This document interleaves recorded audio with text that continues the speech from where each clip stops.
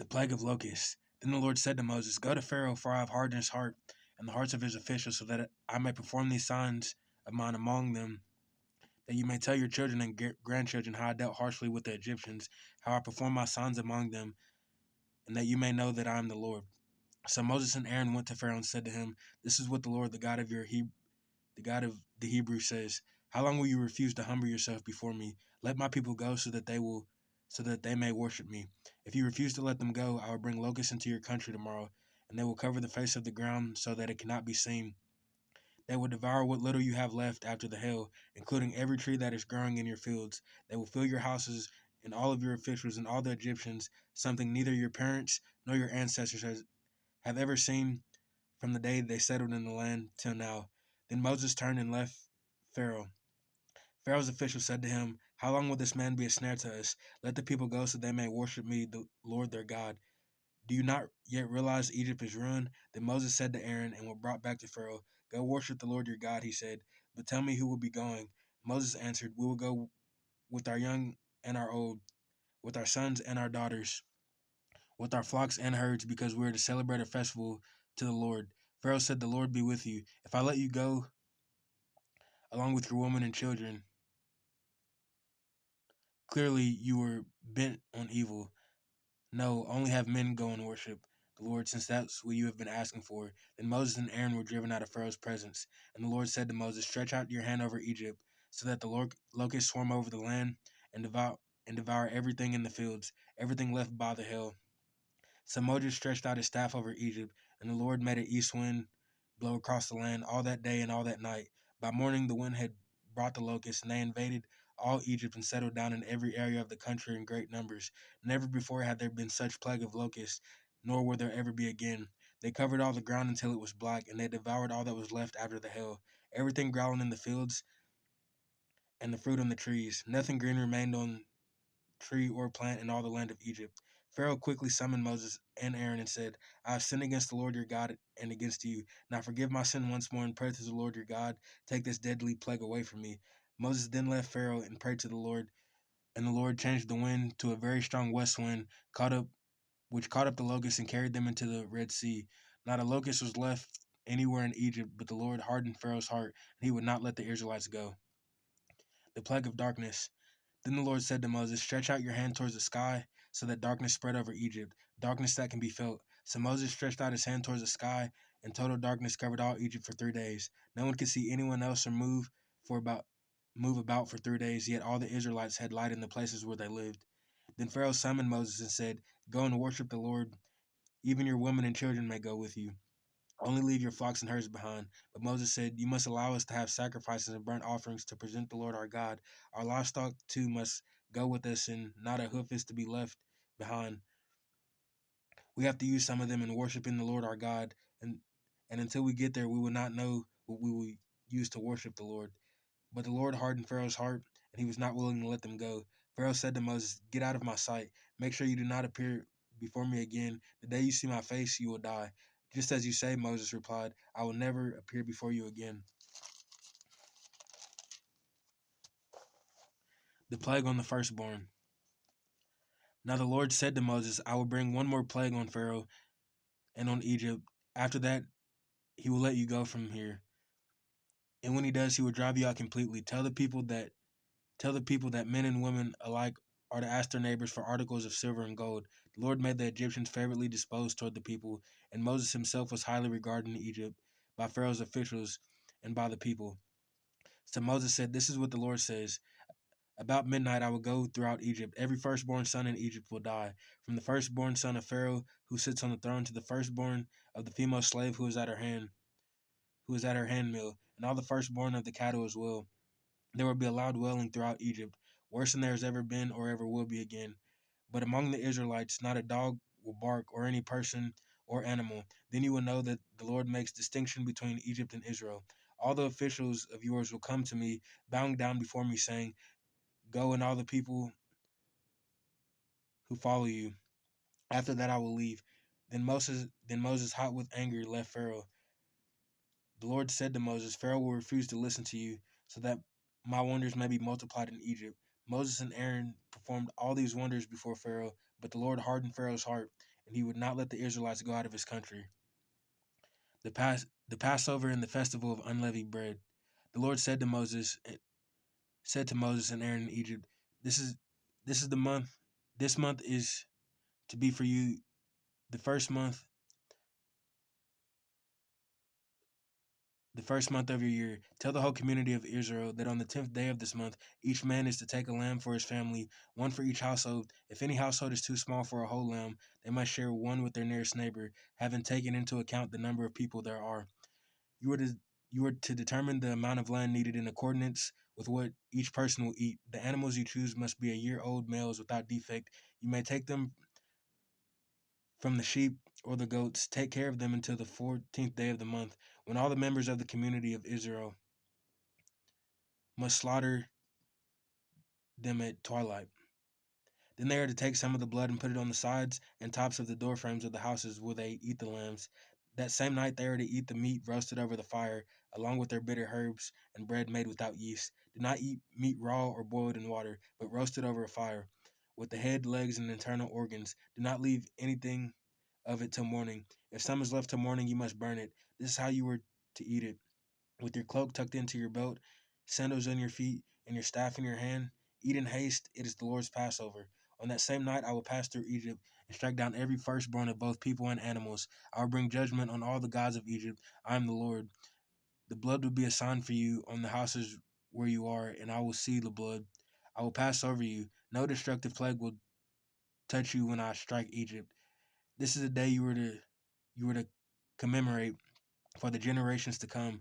You shall celebrate it as a festival to the Lord, a lasting ordinance. 7 days you are to eat bread made without yeast. On the first day remove the yeast from your houses, for whoever eats anything with yeast in it from the first day to the seventh day must be cut off from Israel. On the first day hold a sacred assembly, and on another one on the seventh day. Do not work at all on these days, except to prepare food for everyone to eat. That is all you may do. Celebrate the festival of unleavened bread, because it is on this very day that I brought your divisions out of Egypt. Celebrate this day as a lasting ordinance for generations to come. In the first month you are to eat bread made without yeast, from the evening of the 14th day until the evening of the 21st day.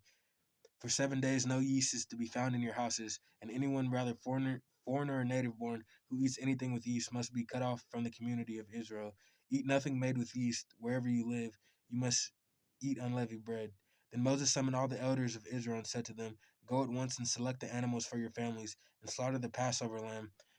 Take a bunch of hyssop and dip it into the blood of the basin, and put some of the blood on top and on both sides of the door frame. None of you shall go out of the door of your house until morning. When the Lord goes throughout the land and strike down the Egyptians, he will see the blood on the top and the sides of the doorframe, and he will pass that doorway. He will not permit the destroyer to enter your houses and strike you down.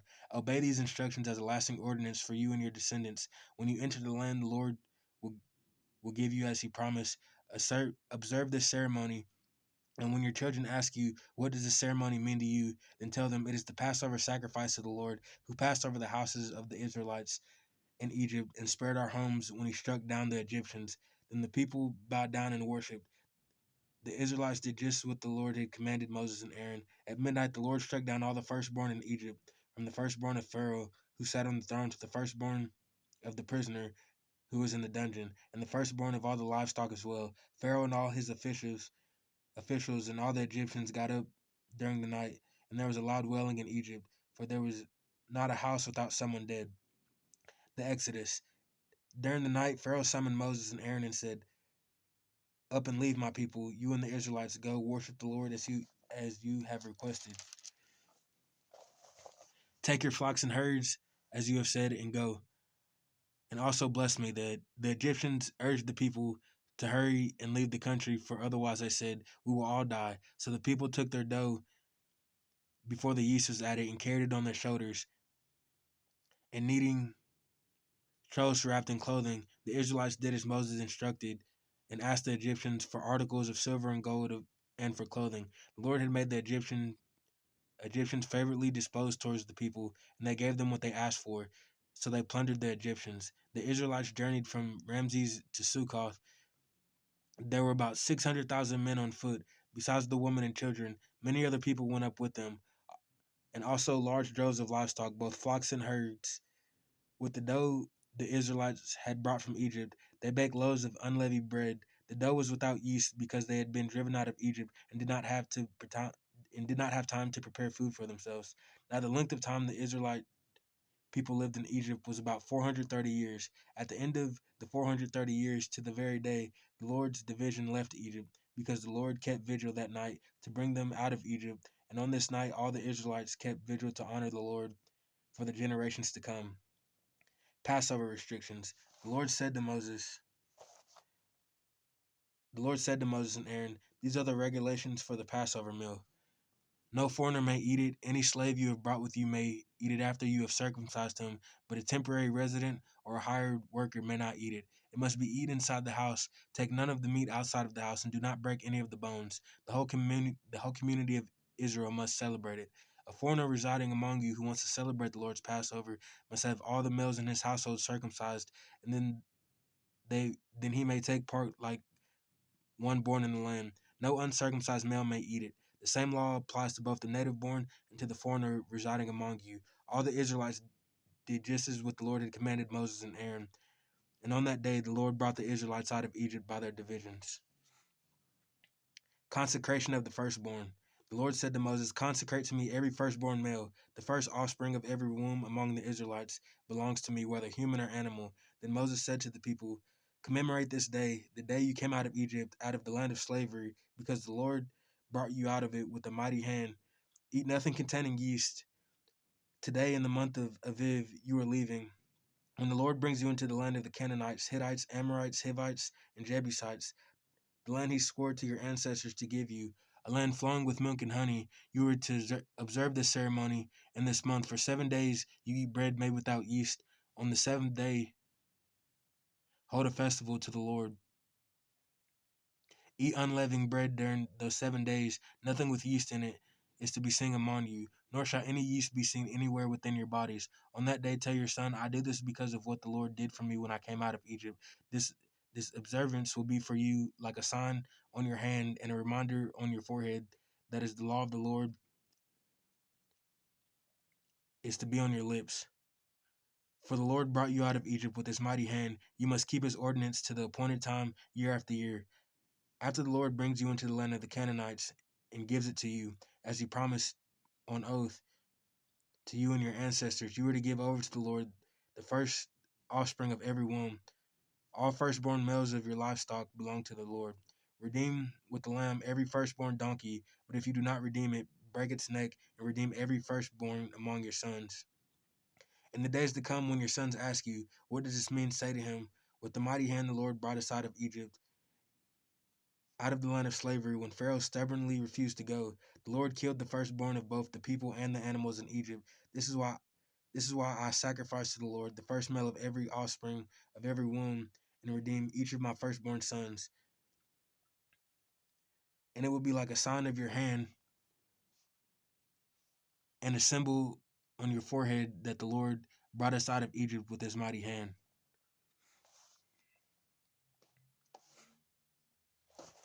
Crossing the sea. When Pharaoh let the people go, God did not lead them on the road through the Philistine country, though that was shorter. For God said, if if they face war, they might change their minds and return to Egypt. So God led the people around by the desert road toward the Red Sea. The Israelites went up out of Egypt, ready for battle. Moses took the bones of Joseph with him because Joseph had made the Israelites swear an oath. He had said, God will surely come to your aid. You must carry my bones up with you from this place. After leaving Sukkoth, they encamped at Etham on the edge of the desert. By day, the Lord went ahead of them in a pillar of cloud to guide them on their way, and by night, a pillar of fire to give them light. So that day they could travel by day or night. Neither pillar of cloud by day, nor the pillar of fire by night left its place in front of the people. Then the Lord said to Moses, tell the Israelites to turn back and encamp near Pihahiroth, between Migdal and the sea. They are to encamp by the sea, directly opposite of Baal Zephon. Pharaoh would think the Israelites are wandering around in the land in confusion, hemmed in by the desert, and I will harden Pharaoh's heart, and he will pursue them.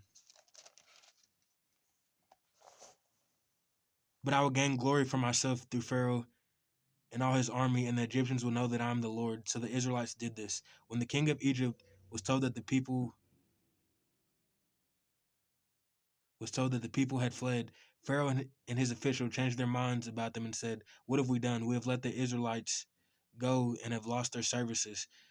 So he had his chariot made ready and took his army with him. He took 600 of the best chariots along with the other chariots of Egypt, with officers over all of them. The Lord hardened the heart of Pharaoh, king of Egypt, so that he pursued the Israelites who were marching boldly. The Egyptian and all of Pharaoh's horses and chariots, horsemen and troops, pursued the Israelites and overtook them as they encamped by the sea near Pi Harioth, opposite of Baal Zephon. As Pharaoh approached, the Israelites looked up, and there were the Egyptians marching after them. They were terrified and cried out to the Lord. They said, "Moses, was it because there were no graves in Egypt that you brought us to the desert to die? What have you done to us by bringing us out of Egypt? Didn't we say to you in Egypt, 'Leave us alone, let us serve the Egyptians'? It would have been better for us to serve the Egyptians than to die in the desert." Moses answered the people, "Do not be afraid. Stand firm, and you will see the deliverance of the Lord will bring you today. The Egyptians you see today you will never see again. The Lord will fight for you, and you need only to be still." When the Lord said to Moses, "Why are you crying out to me? Tell the Israelites to move on. Raise your staff and stretch out your hand over the sea to divide the water so that the Israelites can go through the sea on dry ground.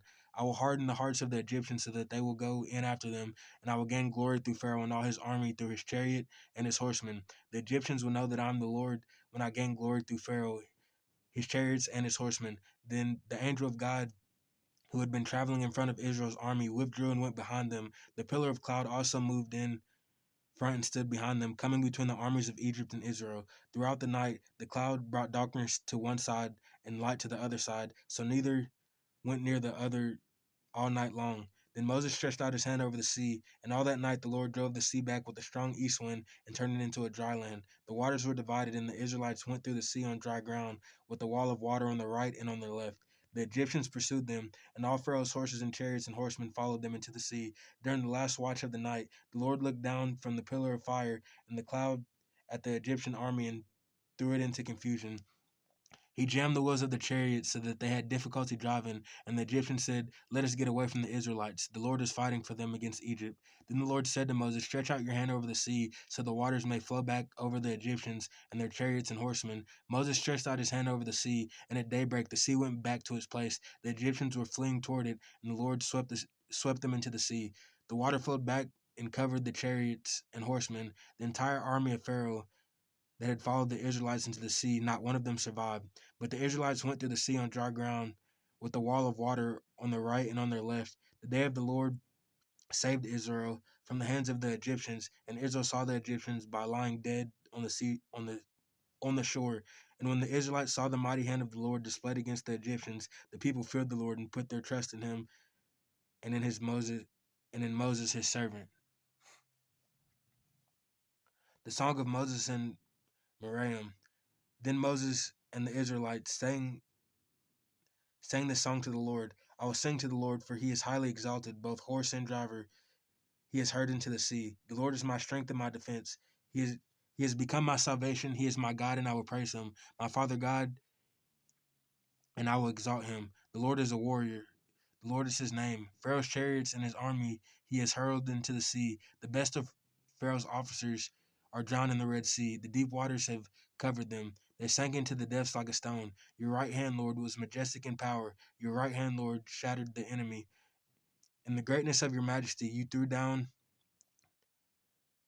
those who opposed you. You unleashed your burning anger. It consumed them like stubble. By the blast of your nostrils, the water piled up. The surging water stood up like a wall. The deep waters congealed in the heart of the sea. The enemy boasted, "I will pursue, I will overtake them. I will defy the spoils, and I will gorge myself on them, and I will draw my sword, and my hand will destroy them." But you blew with your breath, and the sea covered them. They sank like lead in the mighty waters. Who among the gods is like you, Lord? Who is like you, majestic in holiness, awesome in glory, working wonders? You stretch out your right hand, and the earth swallows your enemies. In your unfailing love, you will lead, the people you have redeemed. In your strength you will guide them. To your holy dwelling the nations will hear and tremble. Anguish will grip the people of Philistia, and the chiefs of Edom will be terrified. The leaders of Moab will be seized with trembling. The people of Canaan will melt away. The terror of dread will fall on them. By the power of your arm, they will be as still as stone. Until your people pass by, Lord, until the people you brought pass by, you will bring them in and plant them on the mountain of your inheritance. The place, Lord, you made for your dwelling, the sanctuary, Lord, your hands established. The Lord reigns forever and ever. When Pharaoh's horses, chariots, and horsemen went into the sea, the Lord brought the waters of the sea back over them, but the Israelites walked through the sea on dry ground.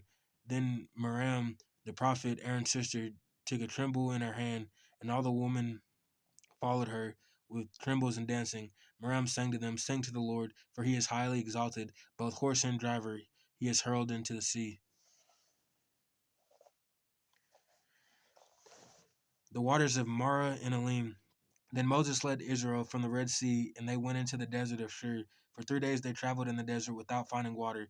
When they came to Marah, they could not drink its water because it was bitter. That is why the place is called Marah. So the people grumbled against Moses, saying, "What are we to drink?" Then Moses cried out to the Lord, and the Lord showed him a piece of wood and threw it into the water, and the water became fit to drink.